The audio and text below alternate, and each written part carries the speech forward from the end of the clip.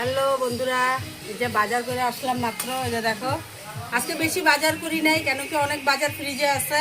কালকে রোববার বাজার দূরে বসে, তাই আমি শনিবারের সামনে বাজার করে আনলাম। এখানে টমেটো আছে, টমেটো তাও আধা কেজি আনলাম। একটু তিতা করলা আনলাম বন্ধুরা।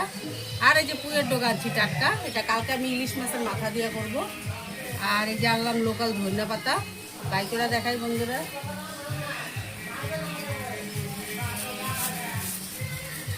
এই যে বন্ধুরা, লোকাল ধনিয়া পাতা দেখেন, এটা ডাইলে খাবো, মাছে খাবো।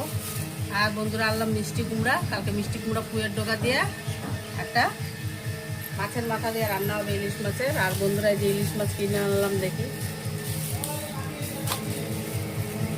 বন্ধুরা ইলিশ মাছের অনেক দাম, তবে এটা চালানি ইলিশ খাইতে বেশি ভালো হয় কাঁচা ইলিশের থেকে। এই যে বন্ধুরা ইলিশ মাছ কিনে আনলাম, দেখেন কত বড়। মাছটার দাম 1000 টাকা, দেখেন কত বড় বড় পিস। এটা বানাবো।